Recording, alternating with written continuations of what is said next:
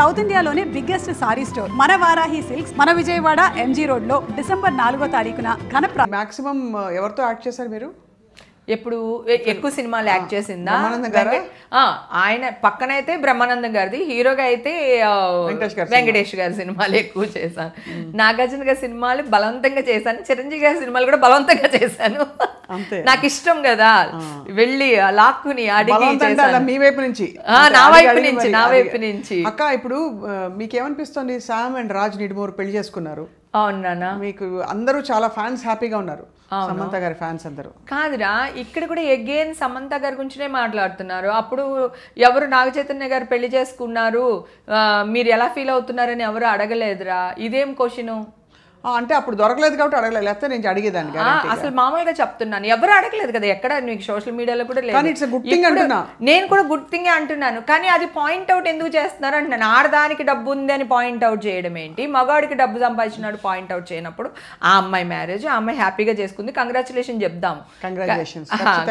ఖచ్చితంగా చెప్తాను, ఎందుకంటే ఇప్పుడు ఆ అమ్మాయికి ఒక తోడు కావాలి. తను హెల్త్ అవ్వనివ్వండి, మెంటల్ కండిషన్ అవ్వనివ్వండి, తనకి ఒక సపోర్ట్గా ఒకళ్ళు కావాలి. తనకి నచ్చి చేసుకుంది, ఆ అబ్బాయికి నచ్చి చేసుకున్నారు. ఇప్పుడు నచ్చి చేసుకోవడంలో అన్నీ లీగలే. అవును, ఇక్కడ ఎక్కడ ఇల్లీగల్ అనేది ఏదీ లేదు.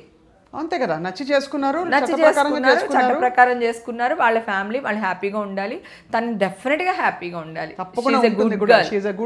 Very wonderful soul, good girl. తర్వాత రాజ్ కూడా చాలా మంచివారు, కలిశాను. ఆయన గురించి తెలీదు. చైతన్య బాబు కూడా చాలా మంచోడు తెలుసా. వాళ్ళు బ్రాడ్ మైండెడ్ తో ఆలోచించుకుని వాళ్ళిద్దరికి నచ్చి ఒక అండర్స్టాండింగ్ వచ్చే విడిపోయారు. దాన్ని కూడా వీళ్ళే సిల్వర్ పనులు చేశారు. ఈవిడికి ఏదో సరిగ్గా లేదు, మళ్ళీ ఆయనకేదో సరిపడలేదని, ఆయన ఈగో ఎక్కువైపోయిందని, ఈవిడ ఈగో ఏం లేదు. ఆ బాబు నేను చెప్తున్నాను కదా, నాగార్జున గారి ఫ్యామిలీ అంటే నా family. He is such a gentleman, such a nice, ఎంత స్వీట్ ఆ అబ్బాయి. ఇద్దరు కూడా, నీకు అఖిల్ కూడా అంతే, చైతన్య కూడా అంతే, బంగారాలు. శోభిత కూడా అంతే. నాకు ఎవరి మీద కంప్లైంట్ లేదురా. ఇప్పుడు నీకు నాకు పడలేదు, ఓకే, ఒక అండర్స్టాండింగ్లో ఉన్నాం కదా. ఇప్పుడు చట్టరీత్యా కూడా అదే కదా చెప్తుంది. భార్యకి ఇష్టం లేకుండా భర్త కానీ, భర్తకి ఇష్టం లేకుండా కానీ అఫీషియల్ కదా ఇవన్నీ. ఒకప్పుడు ఏమో అని ఒక్కునేది, ఇప్పుడు ఏది లేదు, అన్నీ అఫీషియలే.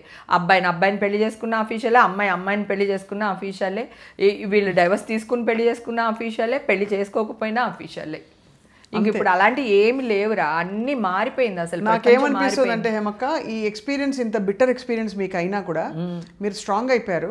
ఇంకా ఎవరికి ఏ ప్రాబ్లం వచ్చినా హేమక్క వచ్చి బయటకు వచ్చి మాట్లాడి దబిడి అనిపిస్తుంది. నేను ఆల్రెడీ ఈ ఇష్యూలో ఉన్నప్పుడే చెప్పాను. ఒకటి అది కూడా రికార్డ్ చేసేసాడు.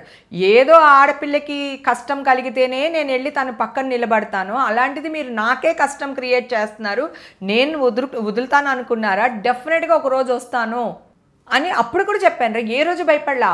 ఎన్ని వాయిస్లు రా రికార్డ్ చేసి, నేను ఎన్ని వాయిస్లు రికార్డ్ చేశాను అనుకుంటున్నావు?